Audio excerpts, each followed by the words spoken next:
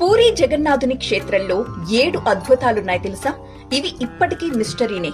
దీనికి కారణాలు ఎవ్వరూ కనిపెట్టలేకపోయారు. అవేంటి అంటే, నంబర్ 1, ఆలయ శిఖరం మీద కనిపించే జెండా.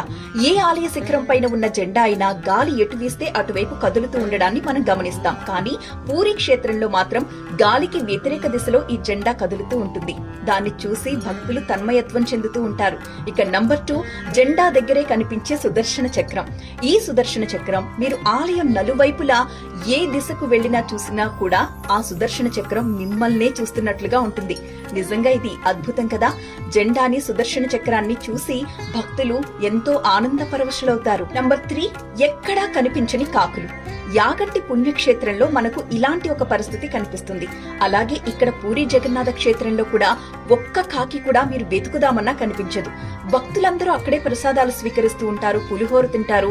ఆ సమయంలో అవి కింద పడుతూ ఉంటాయి. వాటిని ముట్టుకోవడానికి ఒక్క కాకి కూడా అక్కడికి రాదు. ఇది ఎందుకు అనేది ఇప్పటికీ ఎవరికీ అంతుపట్టని రహస్యమే.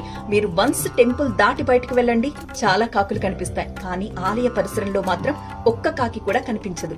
ఇక పూరీ క్షేత్రంలో భక్తుల్ని అబ్బురపరిచే మరొక విషయం ఏంటో తెలుసా? సముద్రం పక్కనే ఉన్న వినపడని అలల హోరు. అవును, పూరీ క్షేత్రంలో మీరు ఎక్కడ తిరుగుతున్నా కూడా ఆ అలల శబ్దం అనేది మీ చెవుల్ని శ్రావ్యంగా తాకుతూ ఉంటుంది. కానీ ఒక్కసారి ఆ భగవంతుడి దర్శనం చేసుకోవడానికి మెట్లెక్కి పైకి వెళుతూ ఉంటే మొదటి మెట్టు మీద కాలు పెట్టగానే మీకు ఆ శబ్దం వినిపించదు. అలాగే దర్శనం చేసుకుని తిరిగొస్తూ ఉంటే ఆ చిట్ట చివరి మెట్టు మీద కాలు పెడుతూ ఉండగా మీకు ఆ శబ్దం వినిపించడం స్టార్ట్ అవుతుంది. ఇది ఎలా జరుగుతుంది అనేది ఇప్పటికీ శాస్త్రవేత్తలకి కూడా అంతుపట్టని విషయమే. ఇక మరొక అద్భుతం వంటశాల. ఈ వంటశాల క్షేత్రానికి ఆగ్నేయ దిశలో ఉంటుంది. ఇందులో 7 కుండల్ని కట్టెల పొయ్యి మీద పేర్చుతారు, ఒకదాని మీద ఒకటి నిలువుగా. అయితే ఇందులో ఇంకొక అద్భుతం ఏంటో తెలుసా? మంటకి దగ్గరగా ఉన్న కుండలో పదార్థం కదా మొదట ఉడకాలి. కానీ ఈ క్షేత్రంలో అలా జరగదు. పైన ఉన్న కుండలో పదార్థం మొదటగా ఉడుకుతుంది, ఆ తర్వాత 2, ఆ తర్వాత 3, అలా కిందకొచ్చేసరికి మంటకి దగ్గరగా ఉన్న కుండ ఏదైతే ఉందో అందులో పదార్థం ఆఖరణ ఉడుకుతుందన్నమాట. నిజంగా ఇది ఇప్పటికీ అంతుపట్టని విషయమే. ఇంకొక విశేషం ఏంటంటే, ఇలాంటి రథయాత్రల్లో, బ్రహ్మోత్సవాల్లాంటి వాటిల్లో మూల విరాట్ని బయటకు తీసుకురారు.